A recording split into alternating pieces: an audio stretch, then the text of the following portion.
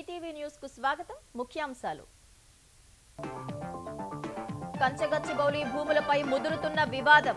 హెచ్సియుకి అంగుళం లేదన్న సర్కార్, ఇంకా హద్దులు గుర్తించలేదన్న వర్సిటీ రిజిస్ట్రార్.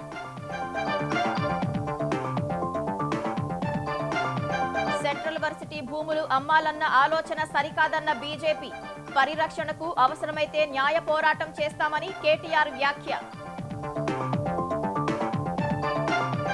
హైదరాబాద్ లో గ్లోబల్ క్యాపబిలిటీ సెంటర్ ఏర్పాటుకు వాన్గార్డ్ సంసిద్ధత. సీఎంతో ప్రతినిధుల చర్చ. 2500 మందికి ఉద్యోగాలు వచ్చే అవకాశం.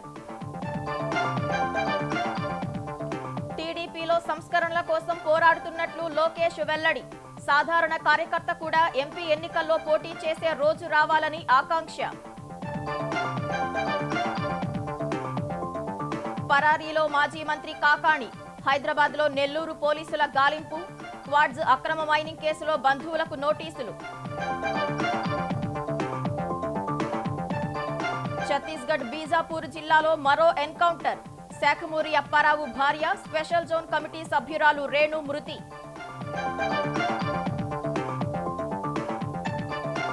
భారత అమ్ముల పొదిలో చేరిన సరికొత్త అస్త్రం. విజయవంతమైన వాటర్ డ్రోన్ పరీక్ష. శత్రు దేశాల యుద్ధ నౌకలపై పటిష్టం కానున్న నిఘా.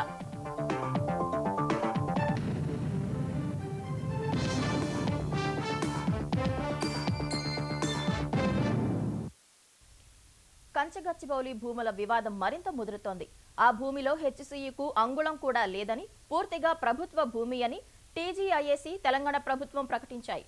ఉమ్మడి ఆంధ్రప్రదేశ్లో ఐఎంజీ భారత ప్రైవేట్ లిమిటెడ్ కు కేటాయింపులు రద్దయ్యాయన్న టీజీఐఏసీ సుదీర్ఘ న్యాయ పోరాటం తర్వాత ప్రభుత్వానికి అనుకూలంగా సుప్రీంకోర్టు తీర్పు ఇచ్చిందని తెలిపింది. హెచ్సియు అధికారుల సమక్షంలోనే హద్దులు నిర్ణయించినట్లు ప్రకటించింది. ప్రభుత్వ ప్రకటనను హెచ్సియు ఖండించింది. హద్దులు నిర్ణయించేందుకు ఎలాంటి సర్వే నిర్వహించలేదని, పర్యావరణం, జీవ వైవిధ్యం కాపాడటం కోసం ఆ భూములను హెచ్సియుకే ఇవ్వాలని కోరతామని వర్సిటీ రిజిస్ట్రార్ ప్రకటన విడుదల చేశారు. రంగారెడ్డి జిల్లా శేర్లింగంపల్లి మండలం కంచగచ్చిబౌలిలో ఉన్న 400 ఎకరాలకు సంబంధించిన భూ వివాదం కొనసాగుతుంది. ఈ భూమిని ప్రభుత్వం టీజీఐఏసీకి కేటాయించగా ఆ ప్రాంతాన్ని అభివృద్ధి చేసేలా చదును చేసే పనులు జరుగుతున్నాయి. పనులను యూనివర్సిటీ విద్యార్థులు ఆదివారం అడ్డుకోగా పోలీసులు వారిని అక్కడి నుంచి తరలించారు. పోలీసుల చర్యలను విద్యార్థి సంఘాలు, బీజేపీ, బీఆర్ఎస్ ఖండించాయి. ఈ నేపథ్యంలో భూములపై ప్రభుత్వం ప్రకటన విడుదల చేసింది.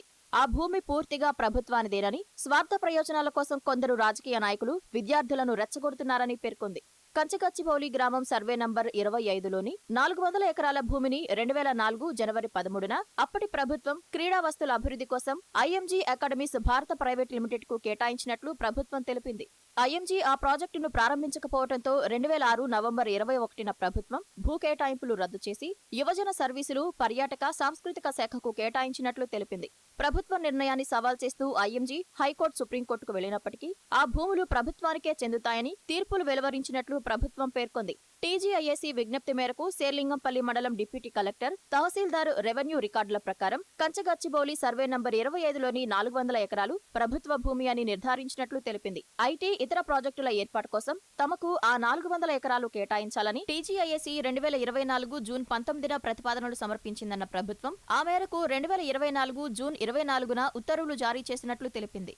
శేర్లింగంపల్లి రెవెన్యూ అధికారులు 400 ఎకరాల భూమికి సంబంధించిన పంచనామా నిర్వహించి 2024 జూలై 1న టీజీఐఏసీకి అప్పగించారని పేర్కొంది. 400 ఎకరాల భూమికి సంబంధించిన ఉమ్మడి హద్దుల గుర్తింపునకు సహకరించాలని కోరుతూ టీజీఐఏసీ Cyberabad zonal manager, university of Hyderabad registrar కు 2024 జూలై 4న లేఖ రాశారని తెలిపింది. వర్సిటీ రిజిస్ట్రార్ను 2024 జూలై 7న వ్యక్తిగతంగా కలిసి ప్రాజెక్టు ప్రతిపాదనలను వివరించినట్లు టీజీఐఏసీ అధికారులు తెలిపారు. రిజిస్ట్రార్ అనుమతితో 2024 జూలై 19న వర్సిటీ అధికారుల బృందంతో కలిసి రెవెన్యూ అధికారుల సమక్షంలో సర్వే నిర్వహించి అదే రోజు హద్దులు నిర్ధారించినట్లు టీజీఐఏసీ అధికారులు తెలిపారు. అభివృద్ధిలో భాగంగా ఈ భూమిని చదును చేస్తున్నామని, అక్కడ బఫెల్లో లేక్, పీకాక్ లేక్ లేవని పేర్కొన్నారు. లేఅవుట్ లో మష్రూమ్ రాక్స్ తో పాటు ఇతర రాళ్ల అమరికను హరిత స్థలాలుగా పరిరక్షించాలని ప్రణాళిక సిద్ధం చేసినట్లు టీజీఐఏసీ తెలిపింది. తర్వాత మాస్టర్ ప్లాన్ లో ఆ ప్రాంతంలో సుస్థిరాభివృద్ధికి సమగ్ర పర్యావరణ యాజమాన్య ప్రణాళిక తయారు చేయాలని నిర్ణయించినట్లు వివరించింది. వర్సిటీ భూములు ఆక్రమించలేదని, ఇప్పుడున్న జలవనరులు, రాళ్ల అమరికను దెబ్బతీయటం లేదని స్పష్టం చేసింది. అటు ప్రభుత్వ ప్రకటనను హెచ్సియు ఖండించింది. టీజీఐఏసీ అధికారులు చెప్పినట్లు 2024 జులైలో భూమి హద్దుల నిర్ణయానికి ఎలాంటి సర్వే నిర్వహించలేదని హెచ్సీయూ రిజిస్ట్రార్ దేవేష్ నిగమ్ ఓ ప్రకటనలో పేర్కొన్నారు. ఇప్పటి వరకు భూమి ఎలా ఉందని ప్రాథమిక పరిశీలన మాత్రమే చేశారని, హద్దులను అంగీకరించినట్లు టీజీఐఏసీ చేసిన ప్రకటనలో వాస్తవం లేదన్నారు. వర్సిటీకి ఆ భూమిని కేటాయించాలని రాష్ట్ర ప్రభుత్వాన్ని అభ్యర్థిస్తున్నట్లు రిజిస్ట్రార్ తెలిపారు. ఈ ప్రాంతంలోని పర్యావరణం, జీవ వైవిధ్యాన్ని పరిరక్షించాలని కోరుతున్నట్లు తెలిపారు. అటు కంచగచ్చిబౌలి భూముల్లో టీజీఐఏసీ ఆధ్వర్యంలో భూమి చదును పనులు కొనసాగుతున్నాయి. విద్యార్థులు, రాజకీయ పార్టీల ప్రకటనల నేపథ్యంలో పోలీసు పహారా మధ్య పనులు నిర్వహిస్తున్నారు. తెలంగాణకే తలమానికమైన హైదరాబాద్ కేంద్రీయ విశ్వవిద్యాలయం భూములు అమ్మి అప్పులు చెల్లించాలనే ఆలోచన కాంగ్రెస్ పార్టీ చేస్తోందని బీజేపీ నేతలు విమర్శించారు. రేవంత్ రెడ్డి ప్రభుత్వంలో తిరోగమన నిర్ణయాలే తప్ప పురోగమన నిర్ణయం ఒక్కటీ లేదని మల్కాజ్గిరి ఎంపీ ఈటెల రాజేందర్ ఆరోపించారు. సెంట్రల్ యూనివర్సిటీ భూముల వివాదంలో విద్యార్థులను మెడలు పట్టుకుని గుంజుకుపోయారని కేంద్ర మంత్రి బండి సంజయ్ మండిపడ్డారు. సీఎంకు కనీస మానవత్వం లేదని విమర్శించారు. తమ భూములను అమ్మకండి అని విద్యార్థులు అడిగితే అమ్మాయిలు అని కూడా చూడకుండా అమానుషంగా వ్యవహరించారని ఆగ్రహం వ్యక్తం చేశారు. బీఆర్ఎస్ కంటే కాంగ్రెస్ ఎక్కువ అరాచకం చేస్తుందని బండి సంజయ్ విమర్శించారు. విద్యార్థుల యూనివర్సిటీకి పోయి మీరు ఏ అధికారంతో మీరు పోతున్నారు? మా భూములు, మా యూనివర్సిటీ భూములు అమ్మకండి అని చెప్పి ఆపే ప్రయత్నం చేస్తే వాళ్ళని గొడ్లను నేను చాలా బాగా అనిపించాను. 400 ఎకరాలు అమ్మి ఇలా మీరు రాష్ట్రాన్ని పాలిస్తారు. ఎస్సీ భూములు అమ్మకుంటే ఇక పాలించే స్థితిలో లేదు తెలంగాణ రాష్ట్ర తెలంగాణలో కాంగ్రెస్ పార్టీ ప్రభుత్వం. ఇంత అరాచకం మంచి కాదు. ఇప్పటికైనా ఆ భూముల అమ్మకాన్ని వెంటనే నిలిపియాలని చెప్పి భారతీయ జనతా పార్టీ డిమాండ్ చేస్తున్నది. హైదరాబాద్ సెంట్రల్ యూనివర్సిటీ భూములు ఏ హక్కుతో ప్రభుత్వం అమ్మాలని చూస్తోందని బీఆర్ఎస్ కార్యనిర్వాహక అధ్యక్షుడు కేటీఆర్ ప్రశ్నించారు. తెలంగాణ భవన్లో హెచ్సీయూ విద్యార్థులు కేటీఆర్తో సమావేశమై కంచగచ్చిబౌలి భూముల అంశంపై చర్చించారు. హెచ్సీయూలో 400 ఎకరాలు అమ్మి 30,000 కోట్లు రాబట్టుకోవాలని ప్రభుత్వం చూస్తోందని ఆక్షేపించారు. ఫ్యూచర్ సిటీలో 50,000 ఎకరాలు సిద్ధం చేస్తూ ఈ 400 ఎకరాలు ఎందుకని అడిగారు. హెచ్సీయూ భూములపై రాహుల్ గాంధీ ఎందుకు మాట్లాడటం లేదని ప్రశ్నించారు. భూముల అమ్మకంపై హెచ్సీయూ పూర్వ విద్యార్థులు భట్టి విక్రమార్క, శ్రీధర్ బాబు స్పందించాలని కేటీఆర్ డిమాండ్ చేశారు. అక్కడ ఫుట్బాల్ ఆడిండే హెచ్సీయూలో అప్పుడే కన్ను పడ్డది భూముల మీద. ఇప్పుడు పిల్లలు ఫుట్బాల్ ఆడుతూ ఉన్నారు. డబ్బుల కోసం, మా కమిషన్ల కోసం ఏదైనా సరే, పిల్లలు చచ్చినా సరే కానీ నేను వదిలిపెట్టాను అన్నట్టుగా రేవంత్ రెడ్డి వ్యవహారం ఉన్నది. నిమ్మల్ల రోదన్లు అక్కడ జింకలు పరిగెడుతున్న విధానం ఏం కనబడతలేదా మీకు? ధ్వంసం కాబోతున్న చెరువులు కనబడతలేవా? దెబ్బతినబోతున్న పర్యావరణం కనబడతలేదా? అక్కడ కొన్ని ఎగ్జాటిక్ స్పీషీస్ ఉన్నాయి, ఫ్లోరా ఫానా ఉంది అక్కడ పెద్ద ఎత్తున. ఇదంతా ధ్వంసమైపోతుంటే మీకు, మీ నాయకత్వానికి ఇదేం వినబట్టలేదా అని మేము అడుగుతా ఉన్నాం. తప్పకుండా ఆ పిల్లలు ఏ రకంగా పోరాటం చేసినా వారికి అండగా నిలబడతాం. ఐపీఎల్ మ్యాచ్ల ఉచిత పాసుల విషయంలో Hyderabad Cricket Association, Sunrisers Hyderabad మధ్య నెలకొన్న వివాదంపై సీఎం రేవంత్ రెడ్డి ఆగ్రహం వ్యక్తం చేశారు. హెచ్సీఏపై వస్తున్న ఆరోపణలపై విచారణ జరపాలని విజిలెన్స్ అధికారులను సీఎం ఆదేశించారు. ఐపీఎల్ టికెట్లు, పాస్ల కోసం హెచ్సీఏ వేధిస్తోందని ఎస్ఆర్హెచ్ ఆరోపణలు చేసింది. మ్యాచ్లకు సంబంధించిన టికెట్ల విక్రయాలపైన కొంతకాలంగా హెచ్సీఏపై ఆరోపణలు వస్తున్నాయి. ఈ నేపథ్యంలో సీఎం విజిలెన్స్ విచారణకు ఆదేశించారు. కూటమి భాగస్వాములంతా మిత్రధర్మం పాటించాల్సిందేనని ఏపీ మంత్రి నారా లోకేష్ స్పష్టం చేశారు. 3 పార్టీల మధ్య చిన్న మనస్పర్ధలు ఉన్నా చర్చలతో వాటిని పరిష్కరించుకోవాలని నేతలకు సూచించారు. లేకపోతే అదే ప్రత్యర్థి పార్టీలకు బలంగా మారుతుందన్నారు. అనకాపల్లి జిల్లా యలమంచిలిలో టీడీపీ కార్యకర్తలు, నేతలతో లోకేష్ సమావేశమయ్యారు. తప్పకుండా పొలిటికల్ గవర్నెన్స్ ఉంటుందని మరోసారి స్పష్టం చేసిన లోకేష్ ఈ విషయాన్ని అధికారులు సైతం గుర్తుంచుకోవాలన్నారు. పార్టీలో సంస్కరణల కోసం తాను పోరాడుతున్నానన్న లోకేష్ ఓ సాధారణ కార్యకర్తకు పొలిట్ బ్యూరోలో స్థానం లేదా రాజ్యసభ సీటు ఇచ్చే పరిస్థితి రావాలన్నారు. అదే సమయంలో చిన్న వాటికి అలకలు మానేసి నేతలతో సమస్యను పరిష్కరించుకొని పార్టీ పటిష్టతకు కృషి చేయాలని దిశానిర్దేశం చేశారు. సమస్యలు పరిష్కరించే అధికారం కార్యకర్తలకి ఉంది. నేను చాలా స్పష్టంగా చెప్తాను. విఆర్ఓ గాని, ఎంఆర్ఓ గాని, ఆర్డీఓ గాని చట్టపరంగా ఏమి చేయాల్సి ఉందో వాళ్ళు చేయాల్సిందే, ఇంక్లూడింగ్ పోలీస్ సోదరులతో సహా. ఇది చాలా స్పష్టంగా నేను ఇన్ఛార్జ్ మంత్రి గారు కూడా చెప్తాం జరిగింది. ఈ రోజు అధికారులకి నేను చెప్తాను, ఈ సభాముఖంగా కార్యకర్తలకి, నాయకులు నేను తెలుపుతున్నాను. సో మంచి రోజులు వచ్చినాయని కష్టకాలాలు మనం మర్చిపోకూడదు. మనస్పర్ధలు ఉండొచ్చు, చిన్న సమస్యలు మనలో ఉండొచ్చు, కానీ కలిసికట్టుగా పోరాడపోతే గతంలో ఎలాంటి పరిస్థితి వచ్చిందో అదే పరిస్థితి మళ్ళీ రావచ్చు. అది మనం మర్చిపోకూడదు. గతంలో ఎన్నడూ లేని విధంగా ధాన్యం కొనుగోలు చేసిన 24 గంటల్లోగా రైతుల ఖాతాల్లో నగదు జమ చేస్తున్నట్లు ఆంధ్రప్రదేశ్ పౌర సరఫరాల శాఖ మంత్రి నాదెండ్ల మనోహర్ తెలిపారు.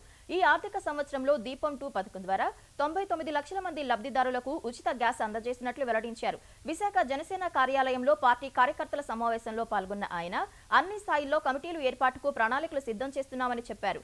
టీడీపీ, బీజేపీతో కలిసి ప్రజల కోసం అంకిత భావంతో జనసేన నాయకులు పనిచేస్తున్నారని పేర్కొన్నారు. పవన్ కళ్యాణ్ గారు ఎప్పుడు కూడా ఉత్తరాంధ్ర పైన, ఇక్కడున్న వలసల పైన యువతకు ఉపాధి కల్పించాలనే తపన మా అందరిలో కూడా ఆయన ఇన్ఫ్యూజ్ చేసే విధంగా ప్రతి కార్యక్రమంలో కూడా చెప్తా వచ్చారు. దానికి అనుగుణంగా ఎంఎస్ఎంఈ ఇండస్ట్రీస్ లో కానివ్వండి, ప్రభుత్వం నుంచి చేపట్టే ప్రతి కార్యక్రమం కానివ్వండి, ఈ ప్రాంతంలో భారీ స్థాయిలో వస్తున్న పెట్టుబడులు, ఇక్కడికి వస్తున్న పరిశ్రమలతో పాటు స్కిల్ డెవలప్మెంట్ మరింత పెంచే విధంగా ఒక కార్యక్రమం చేయాలని రాష్ట్ర ప్రభుత్వం ప్రతి నియోజకవర్గంలో కూడా అభివృద్ధి వెనకడు వేయకుండా ముందుకు తీసుకొస్తాం.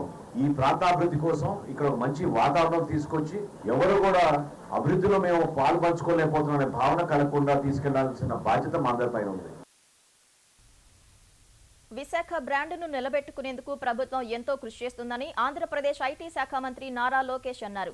తల్లి భువనేశ్వరి, కేంద్ర మంత్రి రామ్మోహన్ నాయుడు, పలువురు రాష్ట్ర మంత్రులతో కలిసి విశాఖ బీచ్ రోడ్లో ఓ హోటల్ నిర్మాణానికి ఆయన భూమి పూజ చేశారు. కూటమి ప్రభుత్వం రాకతో గతంలో పెట్టుబడులు పెట్టబోమని తిరిగి వెళ్లిపోయిన వారు కూడా ఇప్పుడు ముందుకొస్తున్నారని లోకేష్ తెలిపారు. చంద్రబాబు, లోకేష్ కు విశాఖపై అమితమైన ప్రేమ ఉందన్న రామ్మోహన్ నాయుడు పెట్టుబడులు పెట్టేందుకు ఎవరు ముందుకొచ్చినా ముందుగా ఉత్తరాంధ్రలోనే ఏర్పాటు చేయాలని సూచిస్తున్నారని ఆయన కొనియాడారు.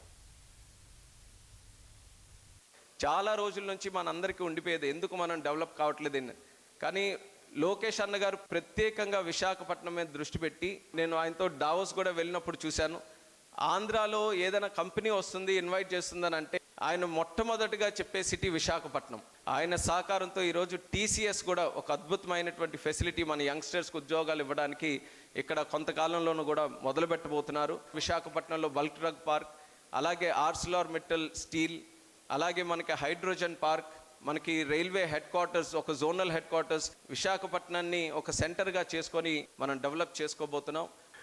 As a government, we are really determined to build brand Visakhapatnam strong and take it forward. If you look at it, Lulu that ran away and that publicly stated they'll invest in every state of India except Andhra Pradesh is now coming back and investing here in Visakhapatnam. Apart from the investments, I mean, we can talk in crores, but what got me excited is the number of jobs it's going to create. And what got me even more exciting is that it's going to be the first grade A office space that's going to be available in Visakhapatnam. So I guarantee the Varun Group that before you build, we'll definitely buy a tenant, and I know that we're going to do it in 2 years. Chhattisgarh బస్తర ప్రాంతంలో జరిగిన ఎదురుకాల్పులో Maoist అగ్రనేత శాఖమూరి అప్పారావు భార్య రేణు మృతి చెందారు. దంతెవాడ, బీజాపూర్ జిల్లాల సరిహద్దు ప్రాంతంలో ఉదయం కూంబింగ్ నిర్వహిస్తుండగా బలగాలకు మావోయిస్టులు తారసపడినట్లు అధికారులు చెప్పారు. ఈ క్రమంలో నక్సల్స్ కాల్పులు ప్రారంభించగా తమ బలగాలు సమర్థంగా తిప్పికొట్టినట్లు వివరించారు. కాల్పుల తర్వాత చేపట్టిన తనిఖీల్లో రేణు మృతదేహం సహా పలు ఆయుధాలు స్వాధీనం చేసుకున్నట్లు దంతెవాడ ఎస్పీ తెలిపారు. రేణుపై కోటి రివార్డు ఉన్నట్లు వెల్లడించారు. వరంగల్ జిల్లా దేవరాపల్లికి చెందిన రేణు LLB చదివారు. 1996లో నక్సలిజంలో చేరారు. ఆమె సోదరుడు జీవీకే ప్రసాద్ నక్సలిజంలో పనిచేసి తర్వాత లొంగిపోయారు. మావోయిస్టు కేంద్ర కమిటీ సభ్యుడిగా ఉన్న శాఖమూరి అప్పారావును రేణు 2005లో పెళ్లి చేసుకున్నారు. 2010లో జరిగిన ఎదురు కాల్పుల్లో అప్పారావు చనిపోయారు. రేణు ప్రస్తుతం మావోయిస్టు పత్రిక ప్రభాత్ కు ఎడిటర్ గా పనిచేస్తున్నారు. హైదరాబాద్ ను ప్రపంచ స్థాయి సంస్థల గ్లోబల్ క్యాపబిలిటీ సెంటర్ల హబ్ గా అభివృద్ధి చేస్తున్నట్లు సీఎం రేవంత్ రెడ్డి తెలిపారు. తెలంగాణ రైజింగ్ లో భాగంగా అంతర్జాతీయ సంస్థలకు హైదరాబాద్ ను కేంద్రంగా తీర్చిదిద్దుతున్నట్లు వెల్లడించారు. సీఎం రేవంత్ రెడ్డితో అమెరికాకు చెందిన ప్రముఖ ఇన్వెస్ట్మెంట్ మేనేజ్మెంట్ కంపెనీ వాన్గార్డ్ ప్రతినిధులు భేటీ అయి దేశంలో మొదటి కార్యాలయాన్ని హైదరాబాద్ లో ఏర్పాటు చేయనున్నట్లు తెలిపారు. వచ్చే ఏడాది హైదరాబాద్ లో గ్లోబల్ క్యాపబిలిటీ సెంటర్ సిద్ధం చేయనున్నట్లు కంపెనీ ప్రతినిధులు వెల్లడించారు.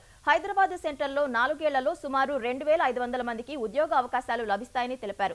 ముఖ్యంగా AI, data analytics, mobile engineering నిపుణులకు ఉద్యోగాలు కల్పించనున్నట్లు సీఎంకు వివరించారు. రాష్ట్ర ప్రభుత్వ పాలసీలు పెట్టుబడులను ప్రోత్సహించే విధంగా ఉండటంతో పాటు అన్ని రకాల నిపుణులు అందుబాటులో ఉన్నందున భారత కార్యాలయాన్ని హైదరాబాద్ లో ఏర్పాటు చేయాలని నిర్ణయించినట్లు వాన్గార్డ్ సీఈఓ తెలిపారు. హైదరాబాద్ లో GCC ఏర్పాటుకు ముందుకొచ్చిన వాన్గార్డ్ ను స్వాగతిస్తున్నట్లు సీఎం పేర్కొన్నారు. హైదరాబాద్ గ్లోబల్ పొజిషన్ ను వాన్గార్డ్ మరింత మెరుగుపరుస్తుందని అభిప్రాయపడ్డారు.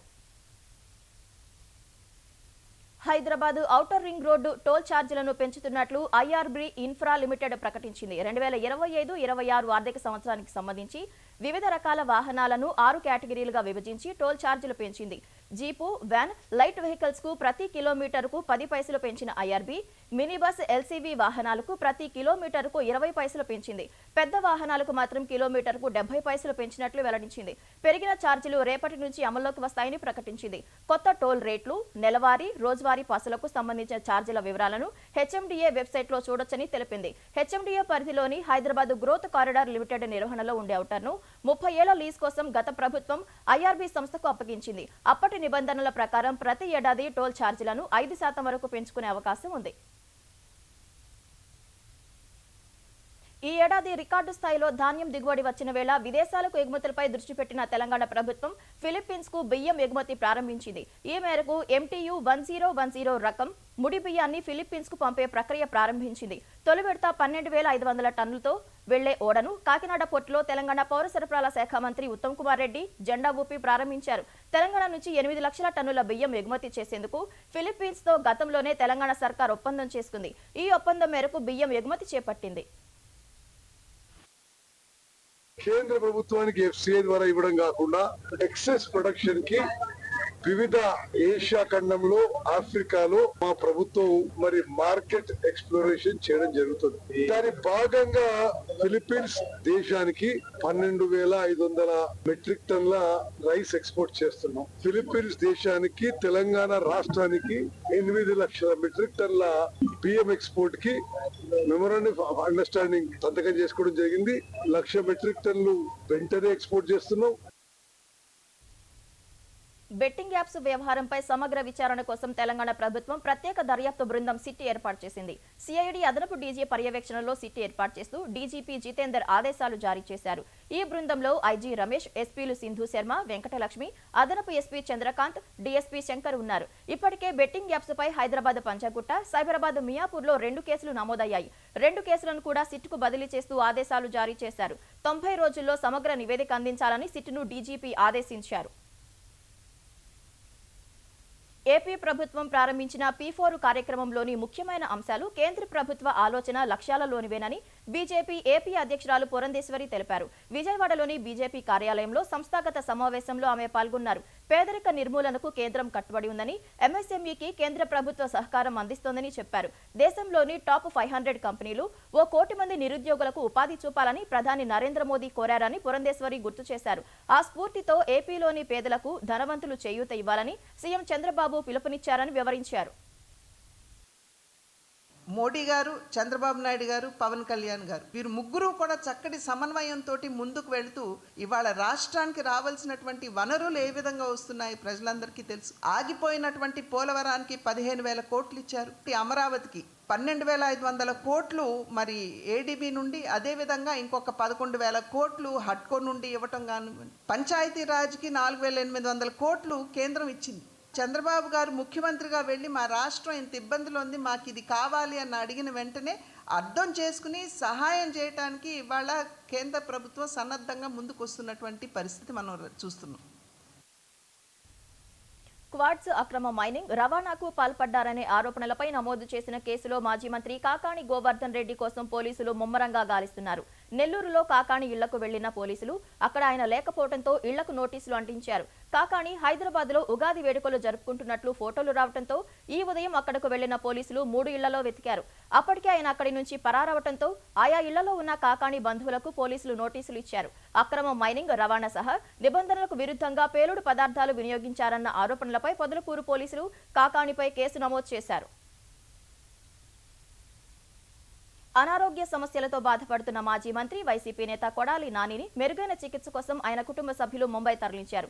గ్యాస్ట్రిక్ సమస్యతో వారం క్రితం హైదరాబాద్ ఏఐజీ ఆసుపత్రిలో చేరిన కొడాలి నాని ఇవాళ డిశ్చార్జ్ అయ్యారు. అయితే కొడాలి నానికి ఏఐజీ వైద్యులు జరిపిన వైద్య పరీక్షల్లో ఆయనకు గుండె సమస్య ఉన్నట్లు గుర్తించారు.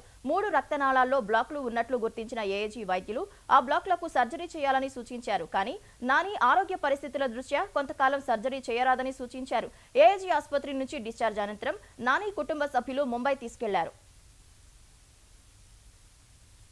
మయన్మార్ భూకంప విలయంలో మరణించిన వారి సంఖ్య అంతకంతకు పెరుగుతోంది. ఇప్పటి వరకు 2,000 మంది చనిపోయారని, 3,400 మంది గాయపడ్డారని ప్రభుత్వం ప్రకటించగా ఈ సంఖ్య చాలా రెట్లు పెరుగుతుందని అమెరికా జియోలాజికల్ సర్వే తెలిపింది. శిథిలాల కింద చిక్కుకున్న వారి కోసం సహాయక చర్యలు ముమ్మరంగా సాగుతున్నాయి.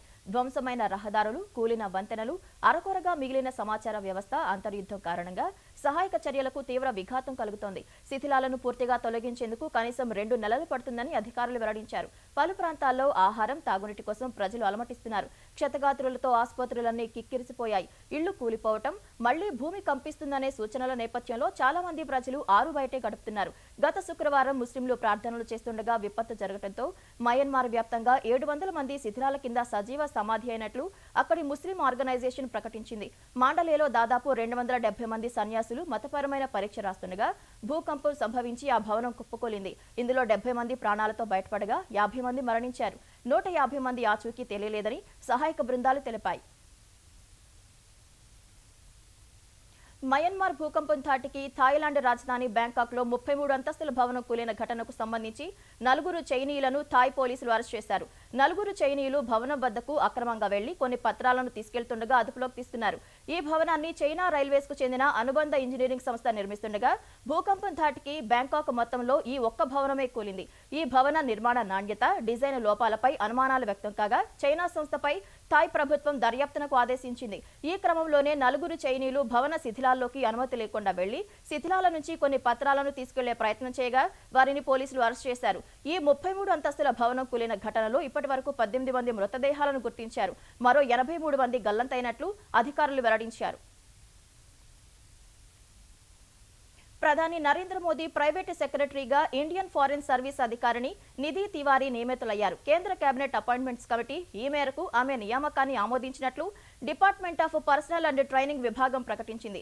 వారణాసిలోని మెహమూర్ గంజ్కు చెందిన నిధి తివారీ సివిల్ సర్వీసెస్ పరీక్షలో 96వ ర్యాంకు సాధించారు. 2014 ఇండియన్ ఫారెన్ సర్వీస్ బ్యాచ్కు చెందిన నిధి తివారీ సివిల్ సర్వీసెస్ లో చేరడానికి ముందు వారణాసిలో వాణిజ్య పనుల విభాగానికి అసిస్టెంట్ కమిషనర్ గా పనిచేశారు. 2023 జనవరి 6 నుంచి ప్రధాని కార్యాలయంలో డిప్యూటీ సెక్రటరీగా పనిచేస్తున్నారు. అంతర్జాతీయ సంబంధాల మెరుగుదలలో నిధి తివారీకి ఉన్న నైపుణ్యాన్ని గుర్తించిన కేంద్రం పిఎంఓలో కీలక బాధ్యతలు అప్పచెప్పింది. భారత అమ్ముల పొదిలో మరో అస్త్రం చేరింది. శత్రు దేశాల యుద్ధ నౌకలపై నిఘా పెట్టేందుకు రూపొందించిన వాటర్ డ్రోన్ను డిఆర్డీఓ విజయవంతంగా పరీక్షించింది. Naval science and technological laboratory NSTL అభివృద్ధి చేస్తున్న high endurance autonomous underwater vehicle HEAUV trial రన్ను ఓ సరస్సులో డిఆర్డీఓ నిర్వహించింది. ఈ మేరకు పరీక్షలు విజయవంతమైనట్లు సామాజిక మాధ్యమాల ద్వారా డిఆర్డీఓ వెల్లడించింది. భూ ఉపరితలంపై నీటిలోనూ ఈ పరీక్షలను నిర్వహించినట్లు తెలిపింది. ఈ పరీక్షలో వెహికల్ సోనార్లు, కమ్యూనికేషన్ వ్యవస్థలు దోషరహితంగా పనిచేసినట్లు పేర్కొంది. దాదాపు 6 టన్నుల బరువు ఉండే ఈ వాటర్ డ్రోన్ 9.75 మీటర్ల పొడవు ఉంటుందని తెలిపింది.